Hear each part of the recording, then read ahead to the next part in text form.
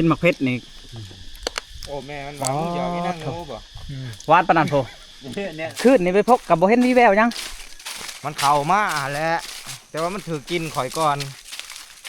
จะเป็นขอยมีโอกาสได้ทับเต็มขึ้นคุณคอยคิดว่ากระบังเจ้าได้คอยรถอันบ่เคยได้ยินผ่านห้องพังเสียงนกเขาว่าผ่านหมดคืน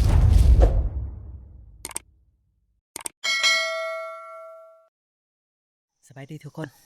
สบายดียามค่ำๆนะตอนนี้เฮามาพกต้นมักไห้ทุกคนเลยก็คือต้นมักไห้มันหล่นหลายขนาดอยู่ลมนี่มีแต่ทางเหม็นทางฮ้อนทุกคนบอกเวอร์เขามานะแต่บ่ฮู้ในค่ำคืนนี้มันสิเป็นจังไดทุกคนก็คือเฮามากับพันเฮี้ยงทุกคนพันเฮี้ยงนี่เพิ่นได้ไป5 เลาะไต่ตาไปเลยเพิ่นปะบ่าวสัญญาอยู่ในต้นมักไห้ก็คือเฮาจะได้กับคนเดียวเลยทุกคนแบบบ่ได้มาหากันเลยนะไปทุกคนรอลุ้นน้ำกันว่าสิเป็นแบบใดในค่ำคืนนี้นะสิมาหรือบ่มานก็รอติดตามรับชมน้ำกันเลยทุกคน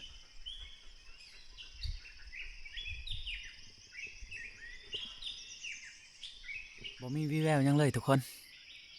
ห้ามสิได้แก่เป้แล้วก็ลงไปนะก็คือมื้อนี้ห้ามสิได้ย้ายที่พักใหม่ทุกคนพุ่นแหละย้ายไปละห้างพุ่นแหละ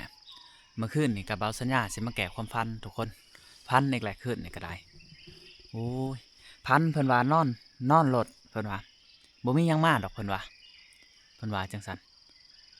บาดนอนฟันไปทุกคนพันว่าไปอเมริกา พันว่าไปอเมริกานะเฮาก็สิเมื่อเบิ่งวัดเบิ่งว่าก่อนทุกคนจักไปฮอดคันได้แหละพันว่าไปอเมริกาน้ำเอื่อยว่าไปย่าไปอเมริกาน้ำเอื่อยว่าไปฮอดพันอเมริกาอยู่ประเทศอเมริกาไอ้ช่างขัดว่าอยู่ในป่าในดงทุกคนบ่าวสัญญาฟันนะแบบเครื่องบินนี่เขาจะจอดแถวเทิงเลยนะก็คือจอดอยู่เทิงต้นไม้อันนี้ถามว่าเอื่อยอันใช้เครื่องบินได้สันเฮาสิเมื่อได้เพิ่นว่าได้เครื่องบินว่าอยู่เทิงไปใหม่พุ่นเอ้าบ่าวสัญญาแนมเบิ่งเครื่องบินเขาจะจอดลำเบ้วอยู่แถวต้นไม้ทุกคนเลยบ้านนี้อยู่ในเฮือนน้อยๆนึงเฮือนเอื่อยฮะแต่ว่าสะอาดได้เฮือนน้อยๆแต่ว่าสะอาดเบิ่งทั้งนอกนี่คืออัน6นี่วัดเขาไปในสะอาดทุกคนบัดบ่าวสัญญาเขาไปปึบเอื่อยว่าสัญญาตำรวจมาจับเจ้าแล้วว่ะมาเพราะว่าตำรวจไม่กล้ามาจับบ่าวสัญญาจนตื่นทุกคนมาแล้วก็จับว่าจะอยู่บ้านได้เมืองได้ว่ะอันนี้ว่าอยู่เมืองส้นเป็นคนลาวว่ะเพิ่นว่าปรับไม่อยากได้เงินเพิ่นอยากได้เงินหัน40 เหรียญทุกคนก็คือทั้งเอื่อยเพิ่นจ่าย40 เหรียญแหละเพิ่นก็ว่าอยู่ได้บัดนี้เอื่อยว่าบ่าวสัญญาวันจันทร์จังเมื่อเด้อน้องเด้อว่ะไปเบิ่งอ้ายเจ้าเต้ต่อเพิ่นว่าเข้าไปในผับป้องมวนนี่ทุกคนเข้าไปจนบ่อยากมื้อพุ่นแหละแต่ว่ามื้อนี้วันจันทร์มื้อนี้ก็คือเอื่อยเพิ่นว่าเพิ่นให้มื้อมื้อนี้คันว่าเฮามาเมื่อวานนี่หั่นเพิ่นสิบ่ให้มื้อได้เมื่อวานมื้อซื่นนี่หั่นเพิ่นสิบ่ให้มื้อเพิ่นสิให้อยู่เลยเพราะว่ามื้อนี้เป็นมื้อหมู่เจ้ามื้อเพิ่นว่าโอ้ยบ่ไหวสภาพแบบสิทุกคนเบิ่งนี่อยู่ในป่าในดงอยู่ในกลางขอกกลางเขาอเมริกามาแต่ซ้ายแต่ต้นใหม่นี่ไปหาหลุมนี่ก็สูงพอสมควรเลยทุกคนเบิ่งผม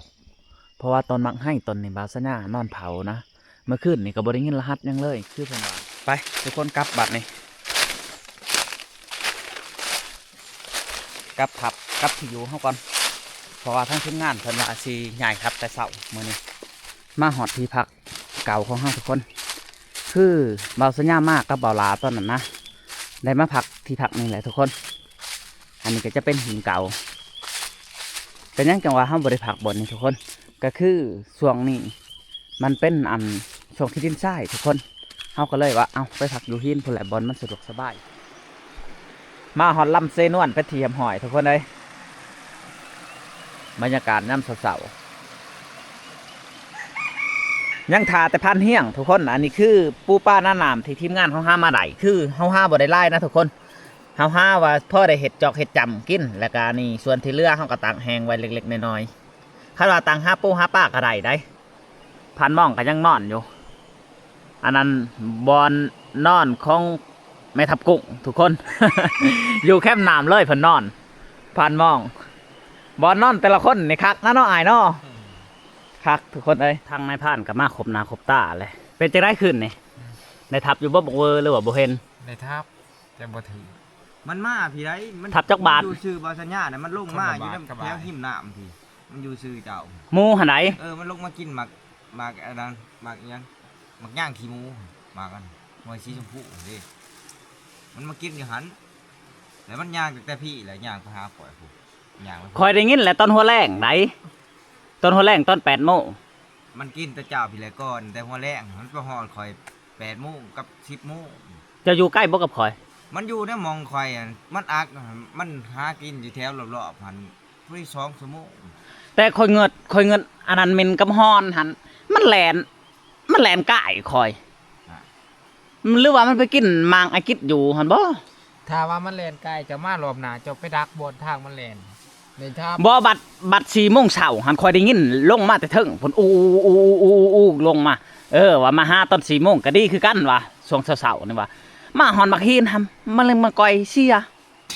โว้ยว่ะเฮาสงสัยมีอันนั้นทำมันหันในผ่านเลย เอ้าแม่นแหละในหยอดหอม ยังไงนี่ฮะคงกิน 1 ตรึ้ โอ้1 ป้า ป่า อากาปลานิน แม่น อืม ภาษาข่อยว่าตรึ้ ตรือบ่ ตรึ้ เชียกาวาแมนได้ไหน ปรางแกงไข่อากาเขาเรียกว่าปลาแกงไข่ลูกไม้ สิย่ำเบ็ดพันเฮียงก่อนทุกคนเลยเพิ่นใช้เบ็ดแต่เมื่อวานในบ่ฮู้ว่าถึกหรือบ่เบิ่งสายเสือกเบ็ดเราเบิ่งอู้สิถึกอยู่บ่ป้านี่เบิ่งเอ้าเพิ่นใส่แต่เมื่อวานนี่ได้อทุกคนคือว่าย่านเลยถวยอยู่สิมีป้าอยู่บ่โอ้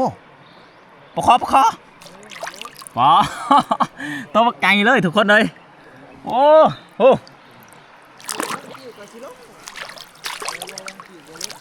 โอ้ทุกคนตัวบักไก่เลยนะ คือคือเลย ตรงมันบ่ยินนี่แล้วยังขาด คือลำเสียนม่วนของ ข่อยมันทำใจไว้แล้ว กินข้าวกินน้ำแล้วครับนายทับ มันว่างนี้ นายทับกุ้งมากินบ่ บ่ ไปได้พาไปได้ เหลือใจเราจะพาพานมองไปแก่มือ หอยพันกุ้งใช่นะครับ บ่ได้แก่ครับ ง่ายภาษาอยู่หุ่นคือยินเป้าคือยิน2 บาทก็บ่ได้ยินทาง แสดงว่ามีคนผักไปตัดกุ้งแม่นบ่ เขายิงอยู่หัวผู้ตัวนี้ได้หัวตัดกุ้งลุงชายเขาฝากอยู่ ขึ้นแดดเขาก็ได้ยินมองเขายิงมองเทิงตัดกงเขาบอกสิเฮาคิดว่าพานทองนี่ อันนี้ ว่าบ่แม่น ได้ นี่ที่เสียงกระบัง อีช้างพี่หลอกบ่ขึ้นนี่ จักว่าพี่หลอกจักมีสั่งแล้วก็บ่นี่แต่ว่า จักคืออะไร 2 เทื่อตีน11 โมง เอาคือว่าบ่คอยคือว่าบ่น้อง อ๋อหั่นเทื่อตีน11 โมงเทื่อที่2หั่น12 โมง อันน่าจะหลอกครับ มันเฮ็ดแบบว่าปรากฏการณ์ของมันจับขี้ดินปรากฏว่าเขาวานลงมาเสร็จแล้วพันบ่ลือ บ่แล้วนั่งอยู่แล้วนั่งอยู่นะอ้ายแล้วว่าน้องมาหลอกอ้ายคิดว่ามาหลอกว่าอ้ายอยู่ผู้เดียวสิมาหลอกย่านว่ามาหลอกผู้ที่อ้ายก็ว่าห้วยหยังขอมาขอกินขออยากมาหลอกเถอะเขาไปมีแต่ไปหาสัตว์หั่นปอกมาโลกเขาว่ามาเฮ็ดเขาว่า แล้วบ่ขึ้นมาถามเขาคิด บัด ว่า พี่อยากหลอกอยู่ได้ทับก็หลอกหน่อยเนาะ บัดคิดว่าเราไปดักเอาเลย ทุกคนขึ้นไปถ่ายเพิ่น ขอยบ่คิดว่าเพิ่นไปขายอยู่ตะมูก็มาซี่เพื่อมาหอด แล้วไปถ่ายจะได้เรา มองเขาเจ้าอยู่ผมบ่ตะมูกันมากก็คิดว่าทีมงานเขา ก็ก็ว่าฮะ ตอนนั่งเล่นถามข่อยข่อยยังคิดว่าเขาสิได้วันนี้บ่ไปมาเอาคนเฮาตัว ผมพระเจ้าว่าป๊อปพี่หลอกเราเจ้าทามสบายแต่เจ้าเนาะในไก่กินคนเดียวมากินน้ำไหนบ่ บ่ สบายทุกคนเลย มีคนหาไก่ให้กินโอ้มันแสบขึ้นยัง เนาะ ได้แล้วก็บ่กินบ่ เมื่อยปีกแล้วก็ตบเมื่อยต้มแล้วก็ปีก ยั่งอีกได้ทุกคนผม ของคอยเบิด แซ่บอยู่ว่ากินของแห้งนี่ แคบ ก็ย้อนกินของแห้งแหละจังบ่ได้ของเปียกมา พยานมัน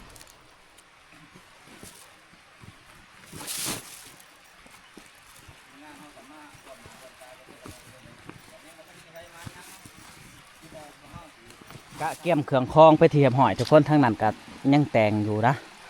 เฮาก็สิได้กลับก่อนทุกคนเลยพูดแหละขาดว่าสิได้ไปอันแถวเที่ยงนาหน่อยหรือว่าบางทีก็พันเฮียงเพิ่นสิพาไปหาดักหมูทางเมืองพุ่นแหละทุกคนได้เวลาแล้วทุกคนบัดนี้ย้ายที่พักใหม่ไปละห้างพุ่นแหละทุกคนเลยฮอดรถฮอดล่างเลยโอ้น้ำมันยังลายอยู่เหลือเพื่อน้ำมันนี่ไม่แต่สิว่าสิได้กลับพุ่นแหละไปละห้างบ่ได้ผ่าน ไปห้วยละห้างไปนอนอยู่พุ่นจะขึ้นนึงทุกคนบืนจังจะได้ลงบอนเฮาลืมคือทางหนาพุ่นละทุกคนสิได้ไปเอาเล็กลักไก่กับว่าแม่น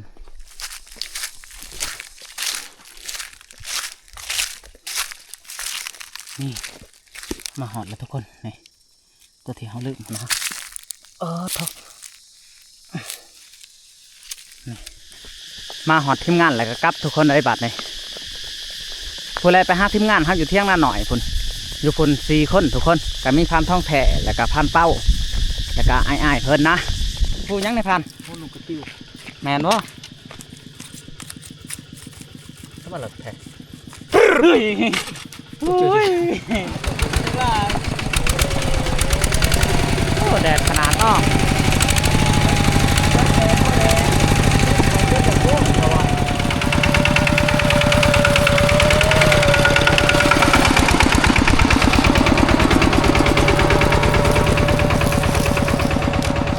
เป็นจะได้ขึ้นนี่ในพัน เพื่อนนี่บ่ เห็นอยู่บ่ กลับมาอันฮ้อนเขามาหาโตบ่ยิง เอ้า หายิงหมกเวอร์ และเห็นบ่ฮอนค่ะเห็นทำบ่ทับ อืม ปาดโถเจะอยากได้หยังแหละ อย่าขับหมกเวอร์ และได้ทับบ่แหละบอกว่า หมกเวอร์เขามาบัดนี้หางไม้โป๊ะบัดนี้ฮ้อนปึ๊บปึ๊บปึ๊บปึ๊บปึ๊บปึ๊บปึ๊บตอนนั้นก็ไปเลย บ่ได้หยังจักอย่างเลยมากินข้าวกินน้ำโอ้บ่เผ็ดบ่อ้ายนี่ฮะ บ่ธรรมดา กินมักเผ็ดนี่ โอ้แม่มันหวังจะเอาไปนั่งงูบ่ หวานปานนั้นโพ เนี่ยเหรอ ว้าวให้พี่ โอ้จะได้แซ่บบ่พันเฮียง แม่มันบ่บอกนกคือจากตัว แค่ลูกแล้วบ่ โอ้ต้องสนาม มาทุกคนมากินน้ำกัน ครับเว้ย บ่เผ็ดได้นี่ฮะเบิ่งพี่ซิมลอง กันแล้วอยากตัวไอ้ลูกเจ้านางจะอยู่เฮือนเบิ่งมื้อแรงสิมาหาเด้อบ่ ก็ไปควัดเปิดให้ แล้วเฮาสิไปกดแล้วโบกลุงคาน บ่จะอาบน้ำมาได้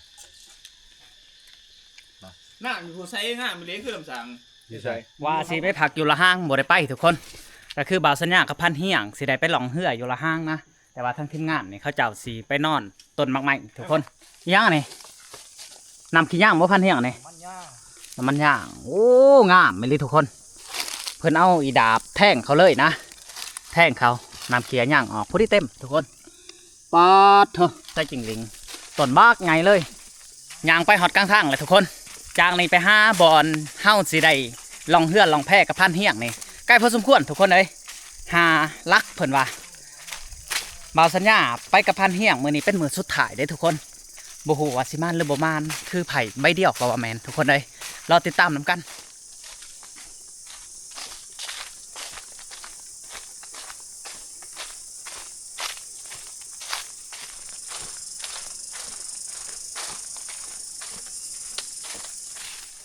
เจ้าก็เป็นผู้พายเหือในพันเฮียง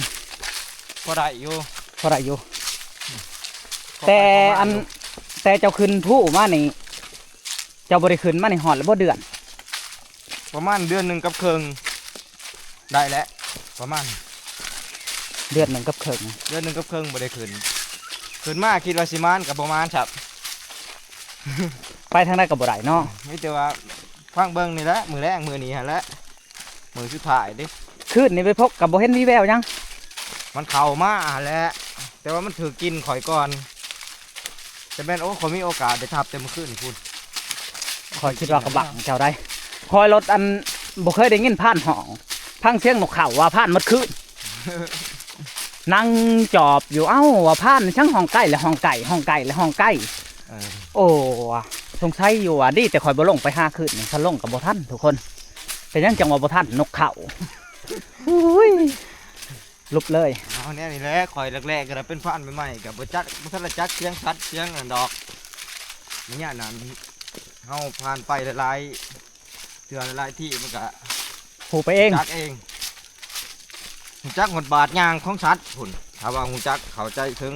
ลึกๆแท้ โอ้ ๆหูจักหมดบาทยางมันชัดอีหยังมากชัดอีหยังมากของหูโลได้นายพรานแต่ละคน ได้ยินเสียงหยางในคู่รถ หู เป็นหมูหรือว่าเป็นหยังกันแล้วแต่ แมนเขาสิจำแนกออกโลดละชัดอันนั้นชัดอันนี้โลดมา โอ้ ได้มันก็ตาม สัมพันธ์มองพันธ์ท่องแผ่ในหูแล้วเนาะ ก็เจ้าหูแล้ว แต่ว่าพันเป้านี่ยังบ่ฮู้ ยัง ไม่ทับกุ้งได้สั่น พันกุ้งน่ะยัง ยัง ตัวนี้กำลังเป็นผ่านใหม่ เป็นพันใหม่ต้นมังเดือไก่ดานเริ่มสิสุกแล้วทุกคน หมากมันเป็นตัวมัน หมากมันหั่นแหละมันบ่เข้าดอกสัตว์มันแป้นเนาะ อืม โอ้เต็มมันเลยหมากมันทุกคนหมากอันนี้มีแนวกินบ่ในพัน หมูหมัก หมากยังเขินอันนี้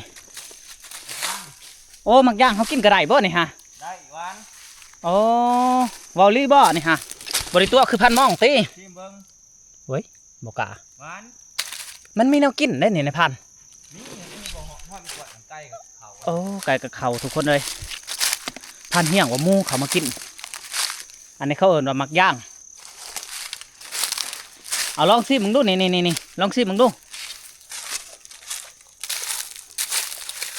ช่วยได้มันอะไร นี่ได้ภายหนึ่งนี่ได้เอาดู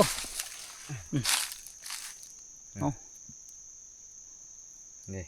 ลองไปบ่หอดทับได้ หอม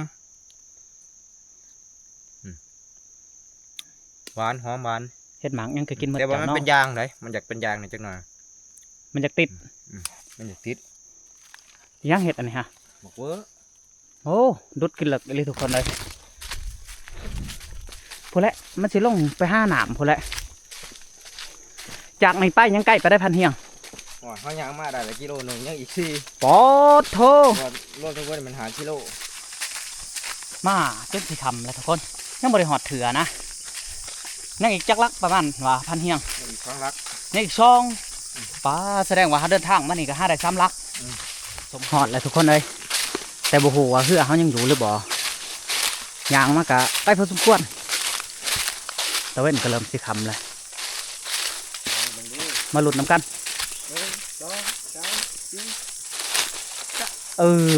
ยังเห็นอยู่ ย่างวะ ยังน้ำคือเพื่อนแห้งพันเฮียงจะซ้อมมึงด้วยยังเห็ดน้ำมาหอนนี่ว่าสิดังพื้นดังไผ่ทุกคนเลยบ่ได้ดังเป็นยังจังหวะบ่ได้ดังพันเฮียงก็ลืมถือกับไผ่บ่าวสัญญาก็ลืมถือกับไผ่ทุกคนเลยมีแต่ว่าเฮาสิได้พักอยู่นี่แหละทุกคนเฮาก็สิได้ลองเหือหลังจากนั้นเฮาก็สิมานอนพักผ่อนบ่อนนี่แหละมาหอดเหือเลยทุกคนเลยเฮากับพันเฮียงก็สิได้เอาเหือลงก่อนแล้วก็สิย่าเลยนะบ่ฮู้ว่ามันหัวบอลได้ไหนคันบ่ลงน้ำบ่ฮู้สิย่าไปเลยนี่ครับมืดกับบ่แล้วทุกคนแนวยากครับมีอยู่มอนก็คืองิ้วอะไรทุกคนพอได้หยัดลงพ่อโซข้าวกับว่าแมน นะครับ ยังนะจะสิผักโอ้ย่าไปชันเลย มันสิอยู่บนในผาดนะจ๊ะ จังว่านี่แหละลองเบิ่ง ผักน้ำนี่แก่หมดเลยทุกคนผักน้ำนี่แถวแม่น้ำนี่หรือว่าแถวกระติดนี่ไล่นะทุกคนเบิ่งนี่ตัวอ่อนก็ยังอ่อนทุกคนตัวแก่ก็แก่นะพอเท่าไรเลยทางเฮาก็สิได้5เก็บผักน้ำกับนายพันเฮียงเอาทุกคนสำหรับวิดีโอนี่ก็บ่มีหยังไลน์จังได้ก็ฝากไปติดตามวิดีโอหน้าทุกคนสำหรับวิดีโอนี้บ่าวสัญญาสิได้โจ๊ะเพียงเท่านี้จังได้ก็ขอบใจ FC ที่เบิ่งติดตนจนจบสำหรับคลิปนี้ขอกล่าวคำว่าสบายดีและสวัสดี